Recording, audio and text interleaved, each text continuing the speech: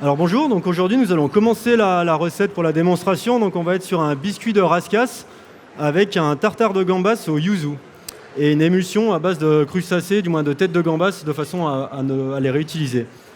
Alors dans un premier temps, donc, ce qu'on va faire, c'est qu'on va réaliser la bisque de tête de gambas. Donc pour ça, on prend des gambas. Après, vous pouvez très bien faire ça aussi avec des crevettes que vous avez servies à l'apéro par exemple. Vous gardez les têtes, les carapaces, vous les jetez pas, et puis dans ce cas-là, vous faites une sauce crustacée avec. Alors pour ça, donc dans une casserole, vous mettez un petit peu de beurre, un petit peu de garniture aromatique. Donc là, en l'occurrence, je vais avoir un petit oignon et un peu de fenouil.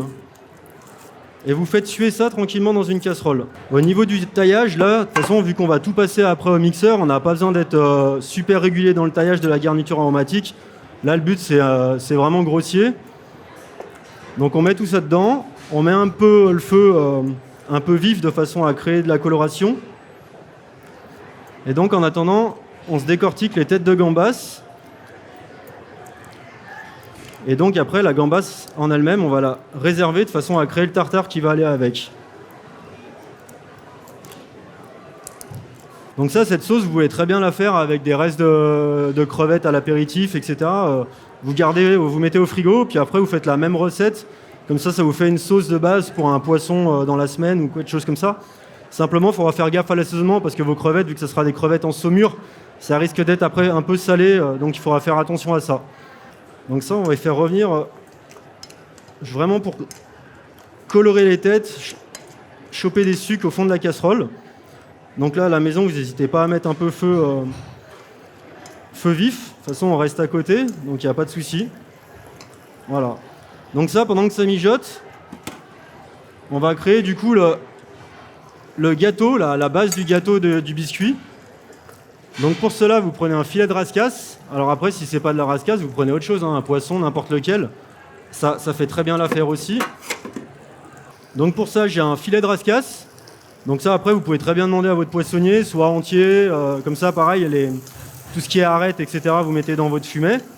Ou alors, dans ce cas-là, vous demandez direct en filet. Là, c'est peu importe, on n'a pas besoin de la tête, pas besoin des arêtes. C'est au plus simple pour vous. Donc là, tout simple, on lève la peau, parce que moi, sur les mains, j'ai la peau. On y taille en petits dés, pareil, assez grossier, c'est pour passer au mixeur. Donc du coup, il n'y a pas besoin de s'appliquer sur le taillage du poisson. Ça, on peut très bien y mettre dedans, ça donne encore du goût. Alors juste faire attention s'il y a 2-3 arêtes. Hop. Donc ça, là, le but, c'est vraiment de colorer pour avoir le maximum de sucre, que vos têtes de gambas, elles donnent vraiment le maximum de goût. Donc là, on va mettre maintenant un petit peu le fenouil pour le côté un peu anisé de la sauce. Et donc là, on n'hésite pas, on brasse, on n'hésite pas. On peut se remettre un tout petit peu de beurre parce que de toute façon, ça va être une sauce montée un peu au beurre. Donc on n'hésite pas, le but c'est que ça prenne du goût. Il faut que ça accroche, mais il ne faut pas que ça crame. Donc là, une fois qu'on a bien saisi, on a bien coloré les têtes, avant du coup de les faire vraiment brûler, là on réduit un poil le feu. Et là, on va déglacer avec un petit peu de Ricard. Alors vous pouvez très bien faire avec du vin blanc ou pas déglacer du tout. Ça, c'est juste pour renforcer un peu le goût anisé avec le fenouil. Parce que plus il y a de goût là-dedans, plus il y en aura dans votre sauce, quoi. Et là, on va gentiment mouiller à hauteur avec de la crème.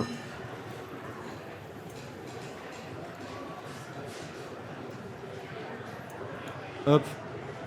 Et ça, on va y laisser gentiment infuser le temps de faire le biscuit, le temps de faire le gâteau et le tartare. Comme ça va prendre le maximum de goût. Donc ça, on y laisse infuser.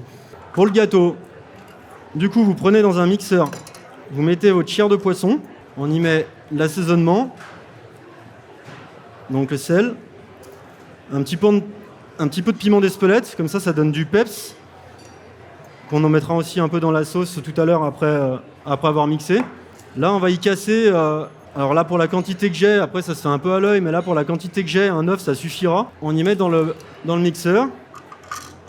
Et on va gentiment monter, on va faire un peu ce qu'on appelle une farce mousseline. Donc on va mixer tout ça, et en même temps on va incorporer la crème.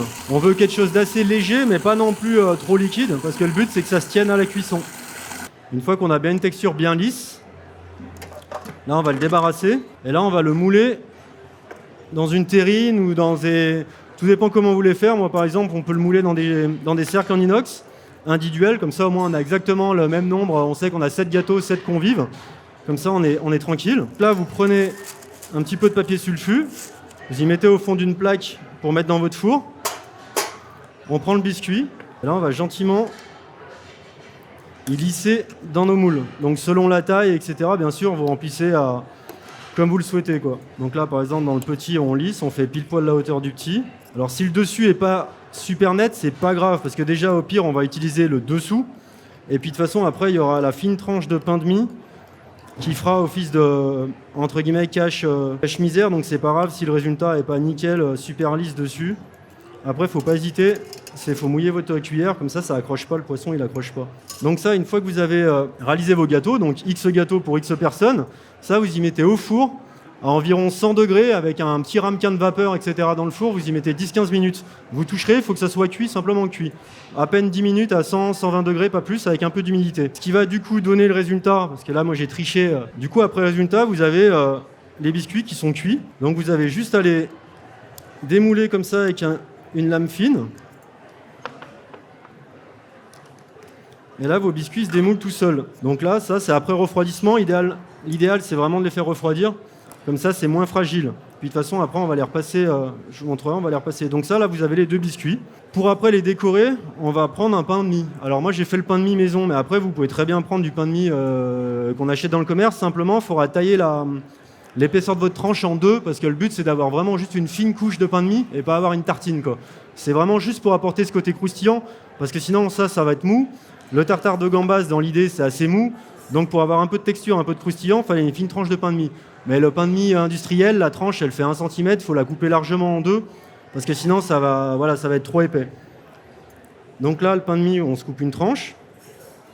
Donc vraiment juste de quoi créer la fine couche. On crée à peu près pile poil le dessus du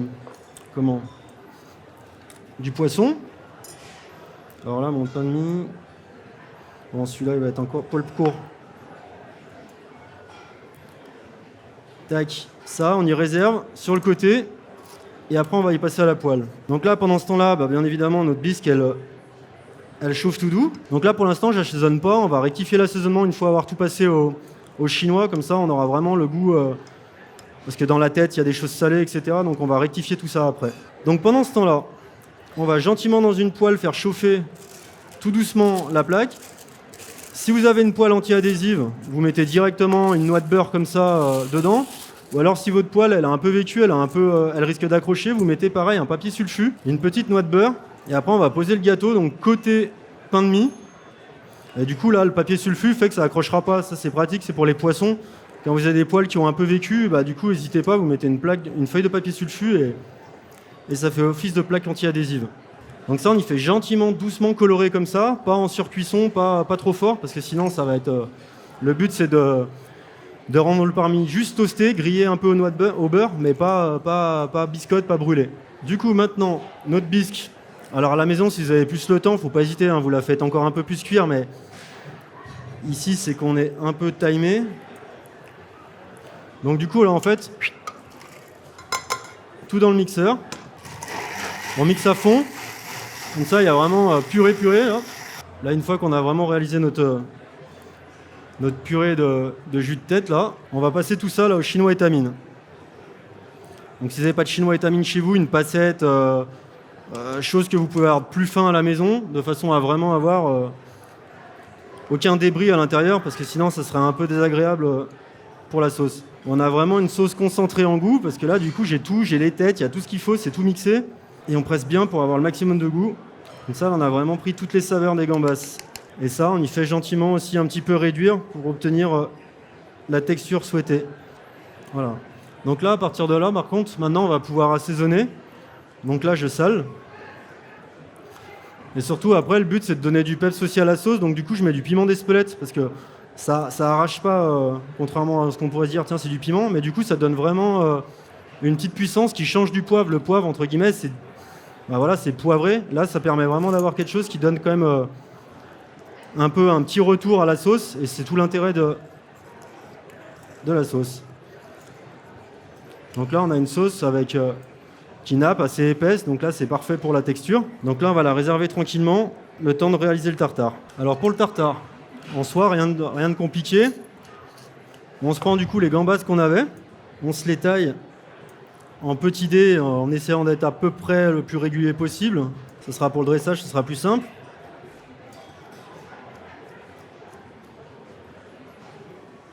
Donc là comme ça l'intérêt de cette recette c'est que vous n'avez rien perdu. On mange les gambas, les têtes, on en fait une sauce. Pareil, la sauce, dans l'idée, si vous n'avez pas tout, vous pouvez très bien la congeler dans une petite boîte et puis vous la réservez au congélateur et puis vous la ressortez un autre jour quand vous avez du poisson. Mais au moins, comme ça, vous avez vraiment récupéré tout ce qu'il fallait de vos gambas. Au niveau assaisonnement, moi, je vais y mettre un peu de perles de citron. Donc ça, je crois que maintenant, on arrive à en trouver dans le commerce, mais c'est des perles de citron ou de citron caviar. Ça, c'est ce que vous arrivez à trouver. C'est juste pour donner un petit peu, quand on croque dedans, il y a un peu le côté peps qui ressort. Là, j'ai fait juste une petite vinaigrette en avance. Alors, c'est de l'huile de sésame grillée, avec du sésame grillé à l'intérieur, et un petit peu d'huile d'olive. Donc ça, pareil, on va juste enrober, parce que pas besoin d'en mettre de trop, c'est vraiment juste pour enrober la gambasse. Là, j'ai un peu de coriandre, pour le côté très frais et un peu le côté un peu asiatique de la chose. Donc là, on enrobe bien tout ça. On assaisonne aussi, parce que important. Tac. Là, je vais y mettre aussi un petit peu, c'est de wakame, c'est la petite algue que vous retrouvez aussi, pareil, ça vous pouvez l'acheter, souvent c'est au rayon des sushis. Donc du coup, là, je mets un petit peu de wakame dans le tartare. Comme ça donne vraiment du goût. On va passer plus ou moins au dressage. Donc ça, cette recette, vous pouvez très bien la faire avec n'importe quel poisson, avec autre chose qu'un tartare de gambas. On aurait très bien pu faire la rascasse en deux façons, en tartare et autant en gâteau. Et la sauce, on l'aurait fait avec les parures, par exemple, de la rascasse ou du poisson que vous avez acheté. Donc là, j'essaie juste d'avoir un peu de coloration quand même. Ça, à la maison, pareil, vous pouvez très bien tricher. Si vous avez pas mal d'invités, vous les toastez tous, vous les retournez, vous les mettez sur une plaque au four, un peu de filet d'huile d'olive et vous les remettez au four 5 minutes à 180 degrés. Comme ça, au moment, il y a vraiment juste à dresser, point barre. Il n'y a pas besoin de ressortir toutes les casseroles, les choses. Vous avez le tartare qui est prêt, vous avez les gâteaux au four, vous avez la sauce dans une gamelle. Du coup, vous avez tout votre poste de travail qui est nickel au moment où les gens passent à table, quoi. Ça, vous pouvez tout faire à l'avance, quoi. Donc là, la feuille de papier du sulfu, ça permet que ça accroche pas du tout, même dans une poêle qui a vécu. Toasté, mais pas plus, quoi.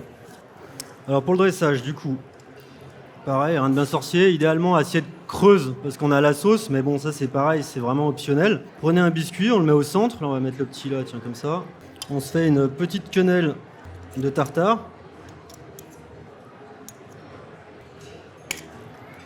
Donc ça pareil, si la quenelle, vous prenez un petit emporte-pièce rond, et puis vous le faites, vous le tassez là, puis vous le portez dessus, vous le posez, vous n'êtes pas obligé de faire la quenelle, pareil, c'est vraiment optionnel. Là, on va s'y mettre quelques petits dés de saumon, du moins quelques petits œufs de saumon pour la couleur, et puis pour le goût. Non. Après, tout ça, c'est vraiment purement... bon, ça apporte du goût, bien évidemment, mais après, vous n'êtes pas obligé de faire exactement pareil. Quelques petits dés de noix torréfiées, de noisettes torréfiées. Là, à la maison, préalablement, j'ai réalisé, c'est un gel de citron. Alors, c'est du jus de citron collé à l'agar-agar, et puis après, vous le passez au mixeur, et du coup, ça vous fait un gel. Ça, vous pouvez le faire avec un coulis de mangue, un coulis de ce que vous voulez, puis après, ça vous permet dans vos assiettes de pouvoir mettre quelque chose qui était à la base complètement liquide, du coup, en gel. Donc là, c'est un gel de citron, pareil, pour donner, au moment de la dégustation, du peps en bouche. Là, j'ai quelques petites feuilles de mélisse. Après, c'est pareil, à la maison, vous pouvez mettre de l'aneth, vous pouvez mettre un peu de coriandre fraîche, un peu de tout ce que vous avez à la maison. On est vraiment... Le but, c'est de donner du visuel, et puis surtout, tant qu'à faire, ce qui se met dans l'assiette doit apporter quelque chose doit apporter du goût, sinon il n'y a pas d'intérêt à ce que ça soit dans l'assiette. Après, pour la sauce, on émulsionne au dernier moment notre sauce. On vient poser délicatement toute la sauce autour.